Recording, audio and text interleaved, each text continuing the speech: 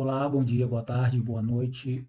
Esse aqui é o canal Evangelho no Mundo. Eu sou Diógenes Carvalhedo e vou tratar de um assunto aqui que, na minha opinião, é de extrema importância, né?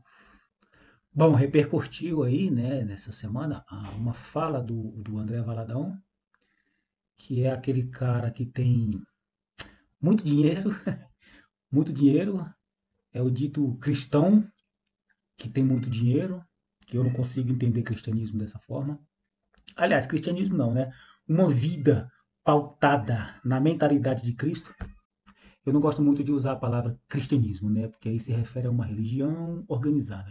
Mas uma vida com Cristo é muito difícil você imaginar alguém que conheceu e seguiu Jesus como se deve seguir.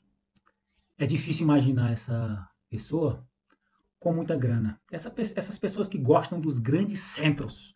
Essa igreja aqui da Lagoinha aqui na qual ele está pregando, o André Valadão, que é o cara aí da polêmica essa semana, é lá em Orlando, né? Nos Estados Unidos.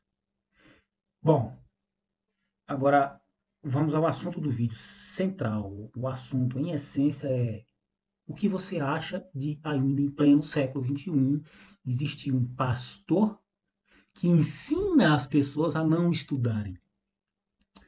A gente pode muito bem pensar um monte de coisas aqui, dentre elas, como motivação. Por exemplo, não, acho que o cara está falando isso aí porque quanto menos conhecimento tiverem as pessoas, mais pessoas frequentarão a igreja dele.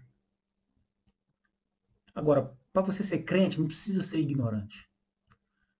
Mas para o tipo de igreja que o André Valadão molda ele e a família dele, realmente tem que ter uma certa, pelo menos até certo ponto, tem que ter um nível de ignorância. Porque o que leva as pessoas para um lugar desse não é só a carência espiritual ou um problema existencial de modo geral, mas muitas vezes é a ignorância.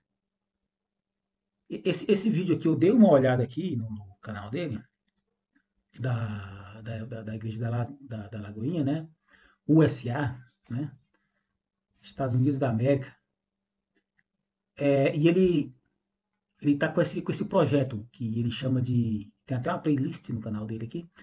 Uma playlist que tá escrito lá Evangelho Nutella. Ele está tratando do tema, o tema mesmo é Evangelho Nutella, já está na terceira pregação. Essa aqui já são 3 domingos, né? Essa que ele fala sobre a faculdade, a universidade, né? Já está na terceira. Evangelho Nutella. Ele está rebatendo um tal de um evangelho Nutella. Bom, mas eu não vou entrar aqui, pelo menos agora não, né, nesse ponto do evangelho Nutella em si. Eu vou pegar só essa parte aqui da questão da universidade que ele falou. Vamos ver o que ele disse aqui.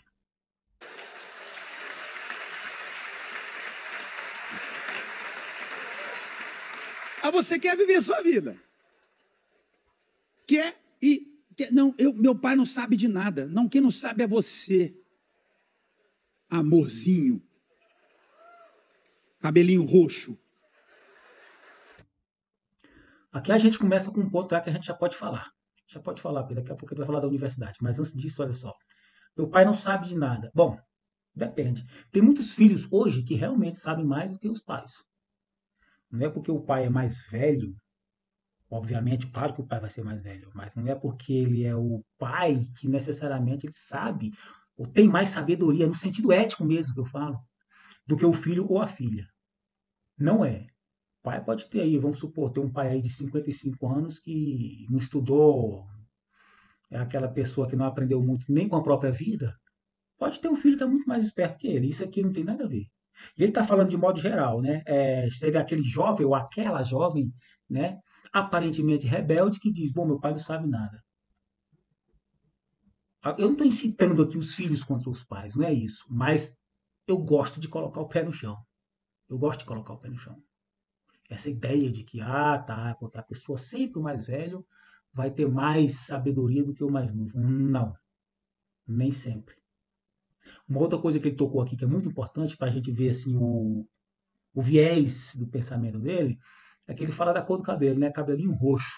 Ou seja, é aquele tipo de pregador que presta atenção nas aparências, né? Na superficialidade das coisas. Não tem profundidade, mas ele está falando de um tal de um evangelho Nutella, que para ele é o evangelho que não tem profundidade. Mas você já vê logo, logo, na pegada dele, na abordagem dele, no modo como ele faz, você já vê que aí também não tem profundidade. Cor de cabelo. O que quer dizer cor de cabelo? O que cor de cabelo diz alguma coisa? Ele está falando de um estilo de pessoa. Ele está jogando de lado um estilo de pessoa, um tipo de gente, um tipo de cultura. Quer dizer que se chega uma menina, uma jovem, uma mulher do cabelo roxo na igreja dele, ele vai advertir ela, vai falar alguma coisa, vai reclamar? Mais fácil ele reclamar se essa menina não der dízimo.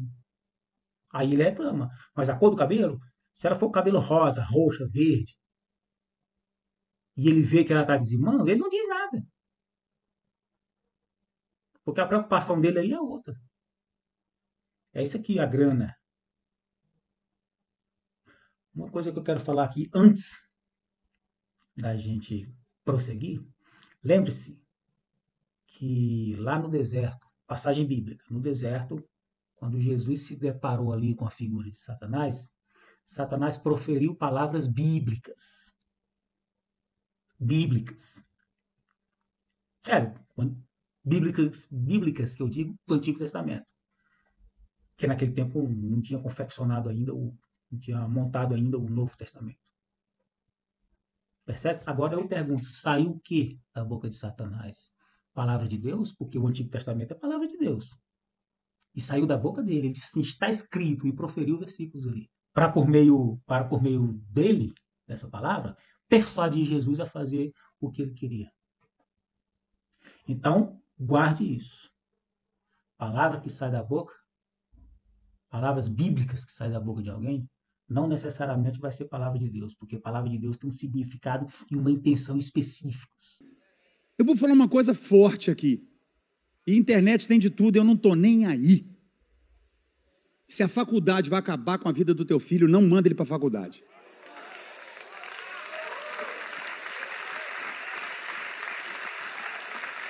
Não manda, vai vender picolé na garagem. Ah, mas eu não criei meu filho para isso. Você criou para quê? Para ele ir para o inferno, pô?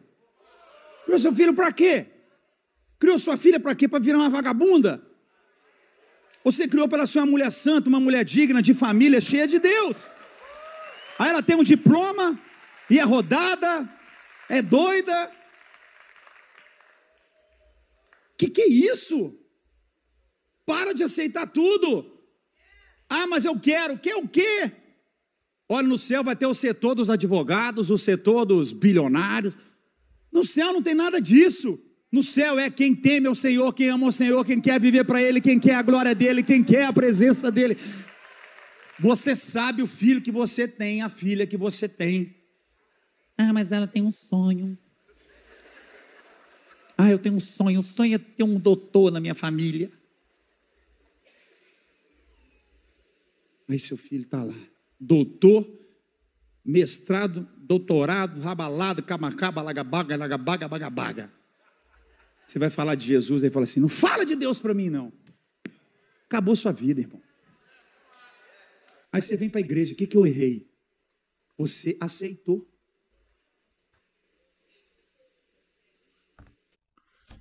Tá, agora eu vou comentar aqui o seguinte.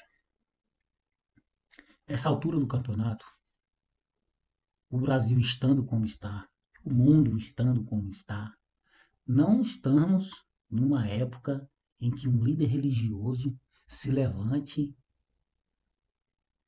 e incite as pessoas a não estudarem. Sobretudo, vamos ficar aqui no Brasil. Nós estamos numa época de terraplanismo. Gente discutindo, querendo provar por A mais B que a Terra é plana, não é esférica. E esse cara, inclusive, ele faz até parte desse movimento. Ele está dentro do movimento desse terraplanismo. Aí na igreja dele deve ter uns e outros que pensam que a Terra é plana. Por quê? Porque a Bíblia tem passagens na Bíblia que dá a entender que ela coloca a Terra como plana. E é verdade. É de fato isso mesmo. A visão daquela época, por exemplo, quando o Pentateuco foi redigido, você vê lá no Gênesis, as características que coloca lá, na criação, é de uma terra plana. Mas era a visão daquela época.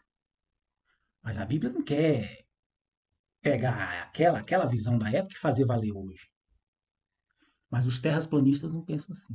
O que é ruim, sabe o que é?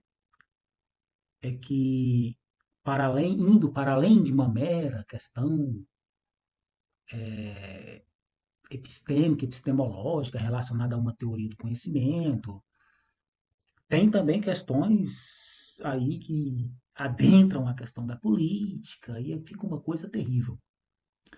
Então a gente, hoje, se tem uma igreja que tem um pastor que seja responsável com o próprio país dele, aliás, ele nem está aqui, né? Essa igreja aí é lá em Orlando, né? Para você ver o nível de preocupação que ele tem com o próprio país. Ah, mas não pode morar fora? Não, essa não é a questão, mas é porque querem bater na questão do vamos nos preocupar com a nação, que Deus vai abençoar o Brasil. Como que vai abençoar o Brasil? Se quem deveria abençoar está fomentando uma maldição, está fazendo manutenção de uma maldição, porque nós temos uma maldição. É quase uma maldição a questão da educação no nosso país. É quase uma maldição. Nós temos forças ideológicas fortíssimas contra a educação aqui. Repito, da qual ele faz parte. Ele comunga com esse pessoal, ideologicamente contra a educação. Aí ele usa o nome de Deus, de Jesus Cristo, junta esse tanto de gente que tem aí dentro, mais a transmissão aqui pelo YouTube, para dizer para as pessoas que se elas estudarem, elas vão ser condenadas ao inferno. Foi o que ele disse aí. Se tiver dúvida, pega o vídeo e veja de novo. Dá ânsia de vômito. Uma coisa dessa. Agora, eu poderia entrar aqui em questões teológicas mais profundas. Mas não vou. Eu vou fazer perguntas que eu já fiz e vou repetir. Qual é o tipo e o nível de fé que esse camarada passa para essas pessoas? Essas que estão aí dentro. Será que o evangelho Nutella não é o dele? Se ele se mostra radical por um ponto, ele se mostra radical no sentido moral. Inclusive, ele até usa a palavra moral aí. Ah, o evangelho Nutella relativiza a moral. Depende do que seja moral que ele está falando. O que é moral? É o modo de se vestir? É pintar ou não pintar o cabelo? É se mulher passa batom ou não passa batom? É se fulano ou ciclano fala palavrão ou não fala? É isso? É se assiste novela ou se não assiste? É o quê?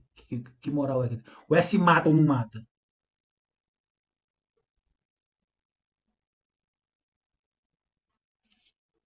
Porque esse mata ou não mata, ele já não pode questionar.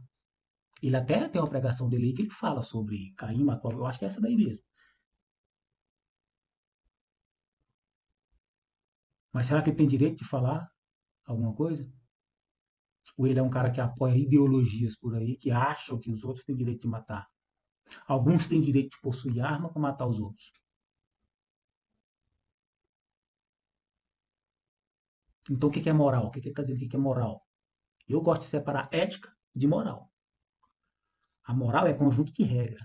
A ética está no coração do indivíduo e ela se expressa de maneira espontânea. A moral, já que ela está pré-estabelecida, então não tem espontaneidade. Não tanto quanto a ética. E essa espontaneidade só vem no sentido bíblico, espiritual, pelo amadurecimento. Na medida do conhecimento de Cristo que o indivíduo tem.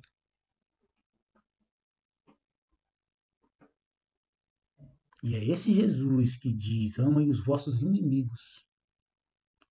Se alguém te bater num lado da face, vire o outro lado. Mas para finalizar, vou fazer uma pergunta mais sobre os filhos dele. Será que os filhos dele vão para a faculdade? Ou não? Porque o incentivo que ele deu aí é vai vender picolé. Nada contra vender picolé, não é isso. Mas se você pode ir para uma faculdade, entre para uma faculdade e vender picolé, vai para a faculdade. Aqui no Brasil nós precisamos de pessoas que estudem. Que estudam. Gente que estuda, que leva o conhecimento a sério. Não é só estudar pensando no diploma, porque o diploma vai te proporcionar oportunidades. Não, nem sempre. Você tem muita gente formada aí que nem trabalha, está desempregado. Acaba fazendo outra coisa que não tem nada a ver. Mas a gente precisa de uma cultura de valorização do conhecimento pelo conhecimento. Não tem isso nele, não tem na bolha ideológica da qual ele faz parte, e a cada pregação dele ele reforça uma coisa desse tipo. Uma coisa ruim, que corrói as estruturas do nosso povo brasileiro e das nossas instituições republicanas. É triste, mas é real. Esse cidadão não está preocupado com nada relacionado ao país do qual ele faz parte. Ele está preocupado com o bolso dele.